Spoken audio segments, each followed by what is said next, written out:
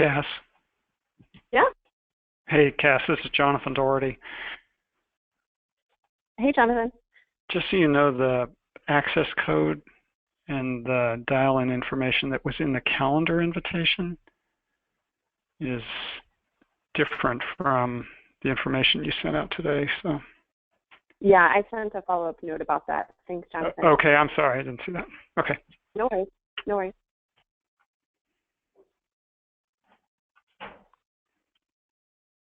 Okay, well, let's go ahead and get started. My name is Cass Hardy, and I serve on the National Park Service Scaling Up team, which is a work group that's focused on large landscape conservation. There's a number of our team members on the call today and on the webinar.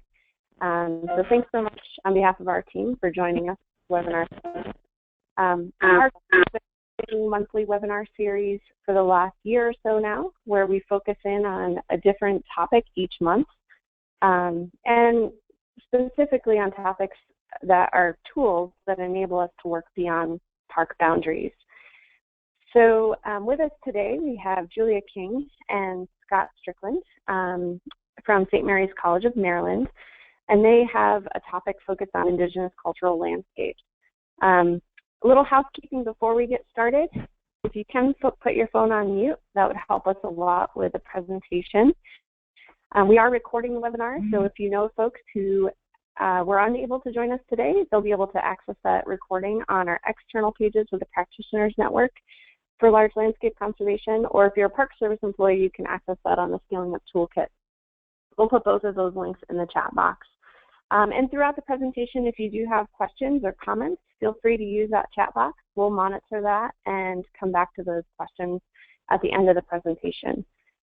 Presentation should be about 20 minutes long or so, and then we'll leave the last 5 to 10 minutes for any outstanding questions that folks may have.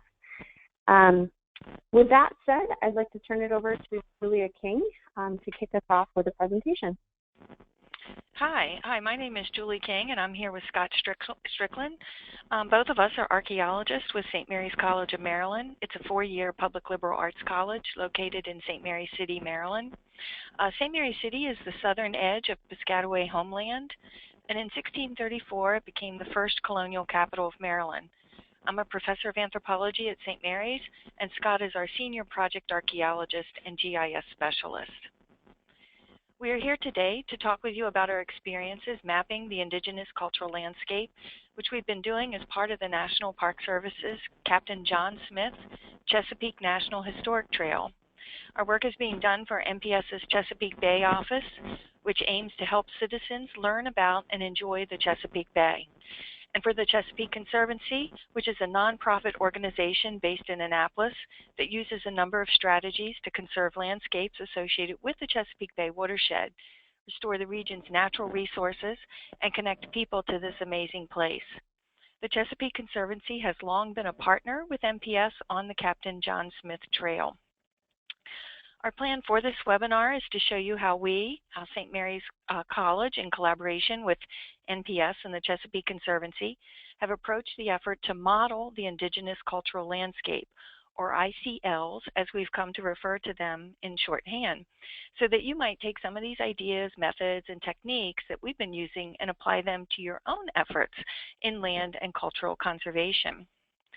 We hope to make the point today that natural and cultural history, and therefore natural and cultural landscapes, are inextricably intertwined, and to know and understand one requires knowing and understanding the other. We also hope to suggest that landscapes that might at first seem invisible to the viewer, such as an Indigenous or Native American landscape, are in fact readily observable with proper framing, and that the people who in 1607 and 1608 greeted Captain John Smith are, as Piscataway Conoy Tribal Chair Francis Gray has suggested, are still here. And finally, we also hope you will have questions and comments at the end, which will help us improve our work in the Chesapeake watershed. Now, the Indigenous cultural landscape is a concept that has become integral to the Captain John Smith Chesapeake National Historic Trail Comprehensive Management Plan. NPS American Indian Program Manager Deanna Beecham describes ICLs as, quote, holistic homelands, composed of units of land large and natural enough to accurately reflect the cultural lifeways of the communities that lived within them. In other words, ICLs are not just lists of discrete archaeological sites here and there, but sites, meaningful places, and natural resources that are integrated into a larger whole, a larger landscape. And importantly, the Smith Trail Comprehensive Plan notes that the ICL concept, quote, recognizes that Indigenous communities still exist and that respecting them and their cultures is a valid and central goal of any land or water conservation effort. The comprehensive plan notes that descendant Indigenous groups should participate in selecting and prioritizing culturally significant Indigenous landscapes. For these communities, the ICL concept can be used as a tool for leveling the playing field in land and water conservation, so it really can pay great dividends. For more information on the ICL effort, including reports, white papers, and even a short video discussing the concept, be sure to visit the NPS's Chesapeake Bay website and click on the link about the Indigenous cultural landscape. Now, our goal today is to show you how we operationalized the ICL concept on the ground, so to speak. First, working with the Piscataway people of Maryland to identify the Nanjemoy and Mattawoman ICLs along the Potomac River, and now with the Rappahannock tribe of Virginia to identify the Rappahannock ICL. The Potomac and Rappahannock, if you're not from the area, are important tributaries of the Chesapeake Bay. I'll talk a couple more minutes about pulling together a broad and diverse group of stakeholders, beginning with tribes, and then Scott will talk about how he pulled together a vast array of information in a Geographic Information System, or GIS. Now, the first step is to identify any and all tribal stakeholders for your project area. In our case, the Piscataway Conoy Tribe of Maryland and the Piscataway Indian Nation, both state-recognized tribes, continue in their homeland, and Scott and I have been working with the two groups for a number of years.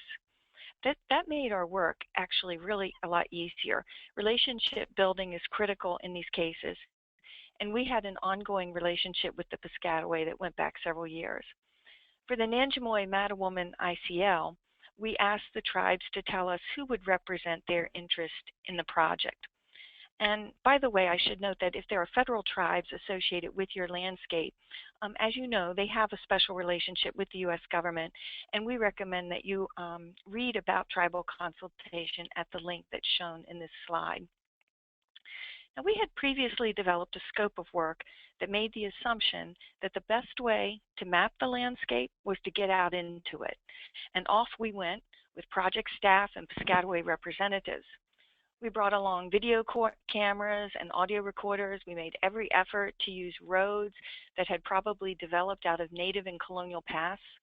And by the way, in our case, project staff included an ethnographer, and that was Dr. Virginia Busby of Hillside Consulting, to help us collect a lot of this information.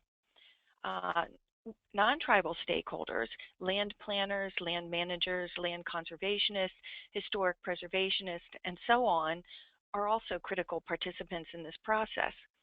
We cast our net wide for these stakeholders, and we really enjoyed input from some 25 individuals representing 11 agencies and organizations in the case of the Nanjemoy Mattawoman ICL. We printed off large-size maps, as you can see here, and we brought pens and Post-its, very low-tech, for participants to mark up. We took notes, and where necessary, we followed up later, either via email, phone calls, or actually in the field. These meetings were all-day, time-consuming affairs, when meeting with the tribes especially, so we made sure to provide lunch and an honorarium for people's participation. I'm going to go ahead and turn it over now to Scott Strickland. Hello, I'm Scott Strickland, and I'm going to pick up where Julie left off and discuss some of the mapping details. The National Park Service has developed criteria for the features generally found to constitute an ICL. These criteria include good agricultural soil, fresh water, transportation tributaries, water landing places, proximity to marshes, brushy areas, primary or mixed deciduous forest, uplands that support hunting, proximity to known American Indian communities, protection from wind, high terraced landforms, areas associated with living communities and families, any areas associated with indigenous use in the past, burial sites in spiritually significant areas, and places known through historical documentation. Some of these criteria are based on environmental assumptions conducive to settlement activity by Native people, such as access to fresh water, food resources, agricultural land, and well-drained soils, all of which are necessary to sustain a population. These criteria are data that, in this era of digital technology, can be collected, inferred, mapped, and interpreted. Data acquisition of GIS layers used to recreate these criteria were collated from a variety of sources, such as soil data from the U.S. Department of Agriculture and wetland data from the National Wetland Inventory Survey, as well as topographic data from the National Oceanic and Atmospheric Administration and land use data from the Maryland Department of Natural Resources. The data itself does not come into a form immediately ready with documenting ICL criteria. Soil data, for example, comes bound to an expansive data set with information related to soil physical properties, agricultural yield estimates, land use suitability, and other data that might not be relevant to an ICL study. Of particular interest for our purposes were the yield estimates of corn, the staple crop in native agriculture. Yields were estimated in bushels per acre and mapped onto the project area. In the case of Nanjemoy and Mattawoman Creek watersheds, these two watersheds form part of the ancient and modern Piscataway homelands. In a similar vein, wetland data was parsed to separate marshlands which are associated with other food resources such as waterfowl, fish, and plant sources of food. Using previous models of human settlement in the Potomac Valley, our study area, and incorporating current archaeological site data, we were able to examine correlations of recorded sites with the different environmental variables, such as which soils have a strong site correlation, which elevations are sites most commonly found on, and what proximity range is considered advantageous for different resource exploitation. By the way, in this map, you will note what seems to be a paucity of archaeological sites in the study area. This absence, however, more likely reflects a lack of archaeological survey in this region and not an absence of sites.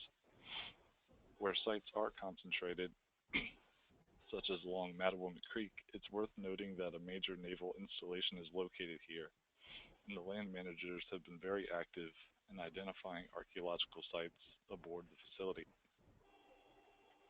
Given the context of the Captain John Smith Chesapeake National Historic Trail and the trail's interest in the life of the people here immediately prior to European colonization, sites dating to the late woodland and contact periods were of most interest. The late woodland period is an archaeological category referring to native occupation from about 900 to 1600 CE. The contact period is, as its name suggests, the period of initial colonization or invasion, depending on your perspective, principally during the 17th century. Finding the types of landscapes native populations inhabited during these two periods was a core tenet for mapping the ICL. Connecting those landscapes to 18th and 19th centuries, as well as modern Piscataway landscapes, was the second core tenet. GIS, or Geographic Information Systems, allows us to take these multiple data themes and resource layers to measure and visualize where they overlap. The more different data themes that overlap, the higher probability of representing the ICL. It also serves as a check to the ICL core criteria itself, as in, are there environmental criteria that don't exhibit a strong correlation with the distribution of archaeological sites? What we have found is that native settlements can be expected with relative confidence on slightly elevated floodplains that consist of well-drained, generally sandy soils in close proximity to large or wide water bodies and marshes. Even more simply put, settlements are typically located in dry, flat areas where you can both build and grow crops with easy access to transportation corridors by means of water. As a public, recreational, and educational resource, the John Smith Trail is enhanced by user experiences that kind of evoke a sense of the native landscape. While sometimes challenging to define, driving tours with the Piscataway and NPS staff shaped notions of the landscape they considered to be evocative. We learned that for the Piscataway, evocative landscapes mean land along waterways adjacent to marshes with forest cover and views that are unobstructed by modern features. To map evocative landscapes, land use and land classification data was used to identify forested land versus agricultural or developed land, where large contiguous tracts of forest land were identified along the waterways, and within close proximity to marshes, those areas were categorized as evocative of the ICL. This exercise, though very basic, can be applied to multiple watersheds, not solely the Nanjemoy and Mattawoman Creek watersheds. As useful as GIS modeling of the landscape can be, results should always be viewed critically.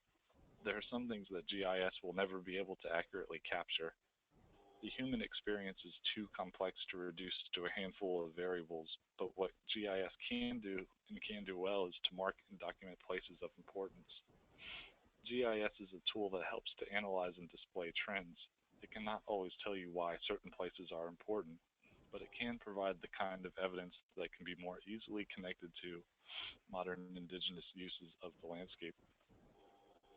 Incorporating the human experience with the landscape or finding meaning in the landscape can be informed through discussion with contemporary and often descendant Native groups. Native communities can identify locations, sites, and places that are important to their communities in the past and in the present, and also give a suggestion as to why they are important. Oral histories are a powerful tool for understanding the native landscape. Historical records, too, can also be useful and can supplement these oral histories. Finding references to native places within colonial records is fairly typical, at least in Maryland and Virginia. Tribal communities can then help to verify and interpret these records from their own perspective rather than through the lens of a colonizer. While this is a pretty busy map here, it's shown for representation only, and this is what we produced for the summary map of the Nanjemoy and Mattawoman ICL. What it does suggest is that a synthesis of environmental, historical, social, and cultural variables can reveal a rich, complex, indigenous cultural landscape that is greater than the sum of its parts. The information represented on this map can be used for interpretive, educational, preservation, and conservation purposes by the Piscataway as well as other stakeholders. Using what we learned from the Nanjemoy and Mattawoman Creek ICL, we applied the model to the greater tidal Chesapeake landscape traversed by the Smith Trail. Selecting a few variables that included elevation, slope, proximity to marshes, and proximity to substantial creek streams and riverways, also known as transportation tributaries in the ICL criteria, as well as archaeological data, we were able to identify areas elsewhere in the watershed as having a high probability for ICLs. We also noted the presence of contemporary tribal communities and also considered the rate of sea level rise and land development to develop a prioritized list for NPS and Chesapeake Conservancy to use for future mapping exercises. We recommend that if you have similarly large regional landscapes, begin first with an obvious landscape such as Nanjemoy or Mattawoman landscape and use that model to develop priority areas for further mapping. And to close us off, I'm going to give it back to Julie. Okay, thanks, Scott. Once the priority list for the Smith Trail was developed that Scott was just talking about, the Rappahannock River watershed emerged as a top priority. And NPS and the Chesapeake Conservancy, they're moving forward with documenting the Rappahannock ICL. That project has just begun. St. Mary's College is working with Chief Ann Richardson and the Rappahannock Tribe of Virginia, some members that are pictured here, to undertake this effort. And like the Piscataway, the Rappahannock are very excited about the prospect. While everyone involved with mapping ICLs shares a goal of land conservation and interpretation for the Captain John Smith Trail, the Rappahannock are really excited because they see the ICL as both an educational tool, especially for their youth, and as a tool for cultural conservation. In this, Scott and I have prepared the synopsis of the mapping process in this summary slide, and it is a summary, so we recommend that you go back to the original sources, but we included in it what we found to be ideal for staffing and the process. We recommend that you use this list as a guide, at least to get started with your projects. And we also recommend that you consult our Nanjemoy Mattawoman ICL report, the link we've shared with you, and any other reports, including those on NPS's Chesapeake Bay Office's Indigenous Cultural Landscape website. It's a plethora of useful information there. Good luck with your efforts. Our experience has been that this work can be very rewarding on so many levels. And I want to close by thanking the National Park Service, the Chesapeake Conservancy, our Native partners, and the many other stakeholders and participants who have supported our work. And if anyone participating today has questions or comments, Scott and I'd be happy to answer them. So thank you. Great. Thank you so much, Julie, and so much, Scott, for that excellent presentation. Once again, our apologies for some of the technical difficulties, but we do have it recorded, so you'll be able to review the presentation again, and we'll also be able to share the PowerPoint presentation with everyone today, too. So at this point, let's go ahead and open it up to any questions that folks may have who've joined us as participants. I did just place the link that was on that last slide into the chat box, so you can go ahead and click on that if you're interested. Does anyone have a question to start us off with?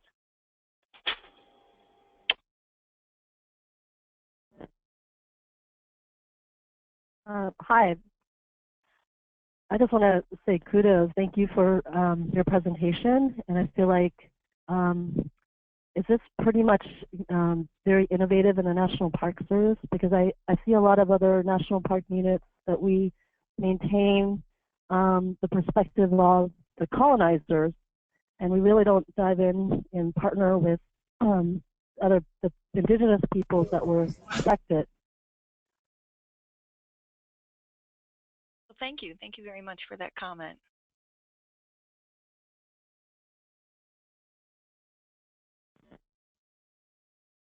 Other questions or comments for the presenters?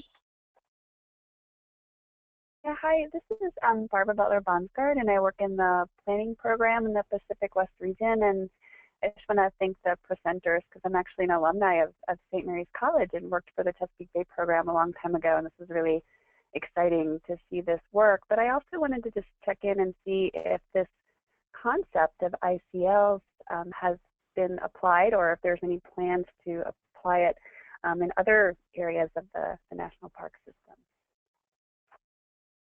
That's a question that I can't answer, but maybe there's somebody in the room that can answer that. This is Suzanne Copping. I'm with the Chesapeake Office of the National Park Service, and it's a great question. We get asked this question a lot of times when we make this presentation. Anecdotally, I've been keeping a real loose tracking.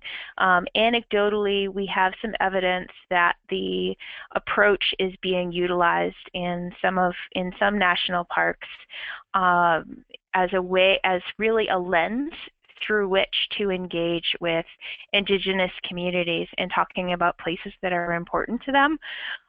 So we've heard there's maybe some use out in the Olympic Peninsula, perhaps some use out at Mount Rushmore. We don't have a whole lot of specific details yet in the actual results of using the approach. And just another thing we're hearing, that the concept is actually we're seeing that the concept is actually being referenced in Fish and Wildlife Service CCPs, and has been an influence on NOAA's use of maritime cultural landscapes as a way to engage with Indigenous communities. So we're approaching that tipping point perhaps when there's some real solid outcomes, but we're certainly tracking what we're hearing. Great, thank you. Other questions? We have a couple of questions in the chat box. One is asking about what the tribe plans to use the ICL information for. I can, in some ways I was thinking earlier today, I wish that I had made sure that there was a Piscataway tribal member here with us, but not really feeling comfortable speaking with them, but being involved with some of the projects that are going on. I think that this work will be used for land conservation, education, interpretation, and it's being put to work right now in a separate independent project that's kind of paralleling what's happening with the ICL development. The Piscataway people have received state funding to develop a master plan for a Piscataway Indian Heritage Trail through Piscataway Eyes is what the title of the trail is. And so this ability to really drill down and look at that landscape has really helped to inform the trail development. And then, that's a project that's going on now and that we hope will go on for a while. We also hope that this document will continue to serve as a record and become an archive of what was viewed at this time.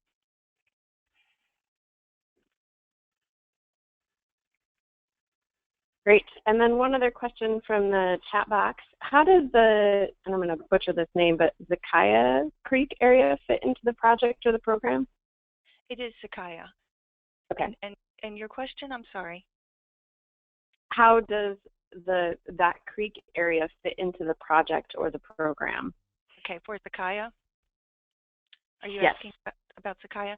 Sakaya is actually a run, Sakaya Run, and it is the headwaters of the Wicomico River, and it ultimately empties into the Potomac. It's 20 or 30 miles south of the Nanjemoy and Mattawoman creeks.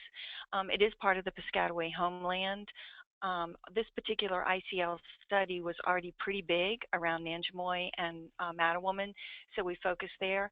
And hopefully the Nanjemoy-Mattawoman project will serve as a model for continuing this throughout the Piscataway homeland.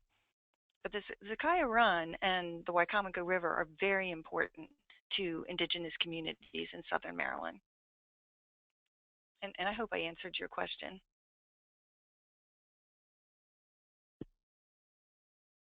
Great. Other questions from participants? Hi, I have a question. This is Brenda Williams. I am a landscape architect, and I've done a lot of work with national park units, mostly in the Midwest, but some in the East. One of the things that I'm wondering if you've had any promise of is use of this process and the engagement of tribes in not just identifying but sort of long-term management. Is that helping in any way to lead towards improvement of policies for tribal members to collect materials within national parks? Again, I'll have to ask somebody from the National Park to answer that. National Park Service? This is Suzanne. Go ahead. That's okay, Suzanne. I'm sure you can answer this as well as I. Go ahead. Well, perhaps so, perhaps not. I think that is an excellent question. I think that from the Chesapeake office, we haven't gone that far with the concept yet to be to be facing that question and whether these studies can inform extraction of resources from national parks. But that's really interesting, and we'll have to watch for what the applications might be. And hi, this is Deanna Beecham. I think it's important to note that for those of us in the Chesapeake Bay office, most of the descendant communities that we're working with are not federally recognized tribes and do not have lands or a considerable amount of lands that are in their possession or that they are active in managing. There's really within our watershed very, very few federally recognized tribes, and the tribes that do own land might own maybe maximal 1,000 acres. So it's not publicly public reservation land or even reservation land. So we're not dealing with that. I do believe that in the Olympic Peninsula that will be slightly different, but we have not heard any anecdotal evidence of that yet. Hey, this is John Reynolds. Am I on a speaker? Yep, go ahead. Yes. Okay. What Deanna said is right, and it's very important. This concept was developed in an area where there was recognition that there are many descendants of indigenous communities. There are many. But it is not an environment like the National Park Service is used to working in the West. As Deanna said, there are very few federally recognized tribes, and also not very many even state recognized tribes. And so the idea here was to figure out a way beyond the way the Park Service was normally dealing with gaining information. That said, and back to the question about using the concepts to inform the gathering of materials in national parks, there's no reason at all that this mapping concept, as presented, could not be used for that purpose. Now, whether or not it can be used to inform the creation of the policy, which, as those of you who follow this stuff know, is been going on for, let's see, in my experience, at least 25 years, maybe 35 years, and is fraught with all kinds of different views of what's appropriate in national parks and what's not. But and so I don't know if the information will be used to inform the policy making, but there's no reason at all why the process or an evolution of the process couldn't be used to determine where and how much. Yeah, in consultation with Indian peoples.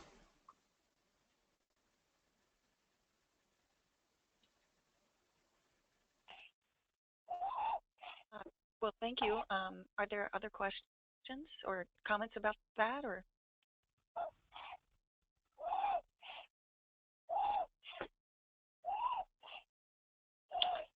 There is another question on the chat function, Julie and Scott. Someone's asking about where can the map of the archaeological sensitivity be found if it's not a part of the report? The map that we generated is a part of the report, and if they download it, they'll find it there. But as many people know, I don't know if all people know, archaeological information, most states and organizations want to keep it confidential to protect any kind of looting or destruction or disturbance of archaeological sites. But because the scale at which our maps were produced does not pose a real risk for the Nanjemoy and Mattawoman area, you can find the general areas on the PDF on the Chesapeake Bay Office's ICL website. And did that answer the question, do you think?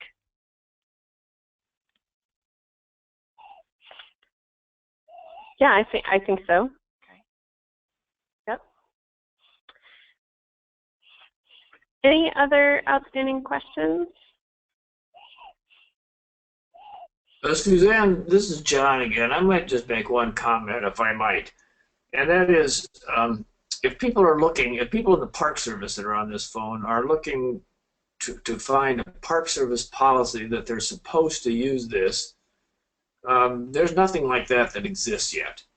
But you know, that's no reason at all why people who are trying to figure out how to have better and more informed relationships with native peoples who are within their park area or the area in which they're working, be it a heritage area or anything else, there's no reason at all that the concept just can't be taken and used. It's not proprietary. It doesn't belong to anybody. And I think one of our hopes out of these webinars and anything else that we do to spread the word about this is people will say, hey, you know, maybe I can adapt this, or maybe, if you can't use it exactly, maybe I can adapt this so that I can create more meaningful relationships with the native peoples with whom I deal, or starting relationships that don't exist now. So, you know, if you're looking to say, wow, I'm supposed to do this because the Park Service says I am, we would hope that you not wait, that you spread the idea around, share with people the information, talk about how it might apply and wherever you work, and engage in creating a new world about how Indigenous peoples are dealt with, whether or not they have a reservation, whether or not they're federally recognized. And by dealt with, I should say how they're included. This is Julie King again, and I thank you, Mr. Reynolds, for those comments. And I want to note that while I'm not controlling the chat box, I can see people who are online, and one of the people that's online is named Proctor, and I don't know who that is. I do know it's a Piscataway name, and maybe Proctor would like to add something to the conversation, or have a question or a comment. I'd love to hear what you have to say.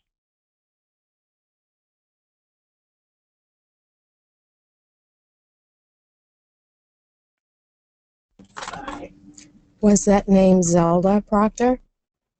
Hello. Zelda, did you have anything that you might want to add to or contribute to the discussion? No, but I was very excited to find out about the webinar, and I adjusted my lunch schedule so I could listen in. I did have a little difficulty logging in initially, but once all that was fixed, then I was able to hear everything, and believe it or not, I'm watching this on my little cell phone. But I'm looking forward to seeing the webinar because some of the information was muffled because of, you know, I guess I have a Windows phone and the applications aren't as friendly. Well, I look forward to you being able to look at it, and I don't know that we've met, but I hope we get an opportunity to meet soon. I believe is this Dr. King? It is. Okay, I was sitting behind you at the initial orientation of the Piscataway Eyes. Oh, excellent. Well, yes. We'll definitely talk soon. Thank you for joining today. Thank you. Great. This is Jay Thoyer at Joshua National Park. If I can throw in one last question here before we finish up. Sure. Yep, go ahead, Jay. One last question. I had a question about the ICL criteria. You guys had a slide at the very beginning about those criteria you developed.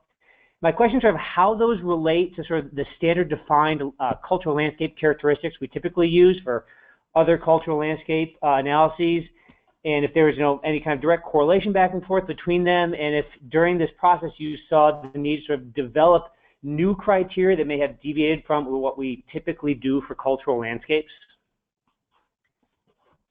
I can, I'll just start the conversation by saying that these were criteria that were actually developed by NPS, and then I think they were revised, and then we worked with them, and then we also added some revisions based on our experience with the Nanjemoy and Mattawoman landscape. But again, I'm going to have to ask a representative from the National Park Service to talk about, other aspects in the Park Service's program for how these relate.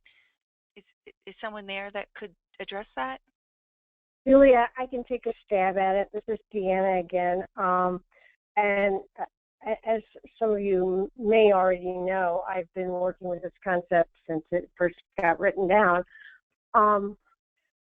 The initial development of the criteria was done with a team of people that consisted of Park Service people, tribal people, state and other agency people, and NGOs folks, and it was based on archaeological criteria primarily, and it was not done from the perspective of making this fit with the concept of what National Park Service defines as a cultural landscape. It was done from an indigenous perspective and from an archaeological perspective in terms of finding those kinds of places, but not really trying to tie this. That is a step that has to happen as we go forward with this. And various people want to make changes and other people start to use it. As John said, it's an open concept. It doesn't belong to anybody. I might add to what Deanna just said, and she's absolutely right.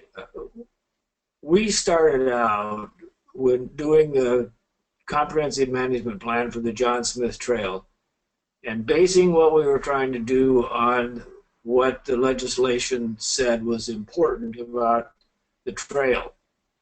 And there were two things, and they got mentioned in the starting presentation. And those two things were what landscapes were evocative, visually evocative, and we tried to make visual as visceral as possible. What landscapes were evocative of the time when John Smith encountered the native peoples and the Indian peoples in the Chesapeake Bay Area. And the second one was the mandate to educate and interpret to people the culture of those peoples who lived here. Well, you know, in the West, we would have gone to the federally recognized tribes and we would have sat down and asked them. As Deanna said earlier, we didn't really have that luxury. We had a lot of people who most people, and particularly most white people and most bureaucrats, did not even know existed. The common thread in the East is there are no more Indian peoples. But that's just not true. There's Indian communities, you know, virtually everywhere you look. And so the concept that Deanna came up with, the ICL, was one that was geared towards, not towards any cultural landscape approach of the Park Service was already doing, but geared towards how do we engage with those peoples and use modern day knowledge from archaeology and making connections between what people said they would do as in the cultures that were extant at the time of John Smith. Well, what they would do, where would they hunt, where would they live, what kinds of places would they grow things on. Much of that can be inferred from where the archaeological sites are, but not necessarily all of it. And so Dave mentioned the workshop when the criteria were created. So they were not created in relationship to any other model that exists. They were created entirely to try to reflect what we could what we could infer with some confidence to meet the mandates of the John Smith Trail legislation and to be true to the indigenous peoples that still exist all through the landscape. And I would add to what John is saying is that as this research has been going on, that first another group from the University of Maryland, and then Julie's group from the St. Mary's College of Maryland,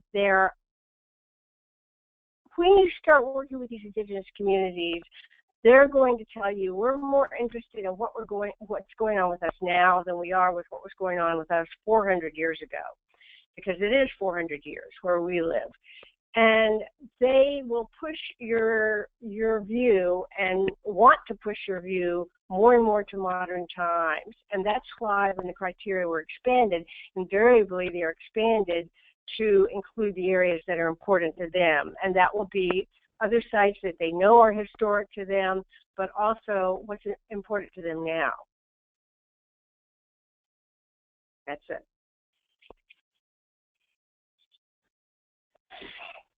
Great. Julie, well, this is Stan Bond. Oh. Hey, Stan. Hey, Stan. Go ahead. I just had one thing I wanted to add that a little bit pertinent to this is that, the gathering regs for the National Park Service, I believe, have been published. The draft regs have been published in the Federal Register, and so in the very near future, we will be able to have procedures where indigenous groups can come and gather at least certain kinds of things from Park Service lands, and I think that's been a really important first step in how we're going to be able to reach out to groups all over the U.S. That's great. That's awesome news, Stan. Thank you. Great. I also wanted to agree with Deanna and John. I think that the Park Service's concepts of how we deal with cultural landscapes is very different than how we deal with this type of a study, how we deal with the landscape. And as an archaeologist, I've had lots of conversations with the cultural landscape program, and many spirited conversations, shall we say. And as archaeologists, we just tend to take a different view, and the Park Service's landscape program, I think, tends to take a more of a static view of a landscape at a particular time, and I think we as archaeologists take a more of an evolutionary view of landscape over a longer period of time. I agree. I think that we tend to see landscapes as dynamic, but the thing that we archaeologists and everybody sort of, I think, needs to work on is this relationship, this arbitrary divide between natural and cultural. But I think that's starting to, especially in the 21st century, I think that divide is starting to not totally crumble, but people are definitely challenging it, and people are thinking more critically about it. But thank you for your comments, Stan. Are there any other questions or comments?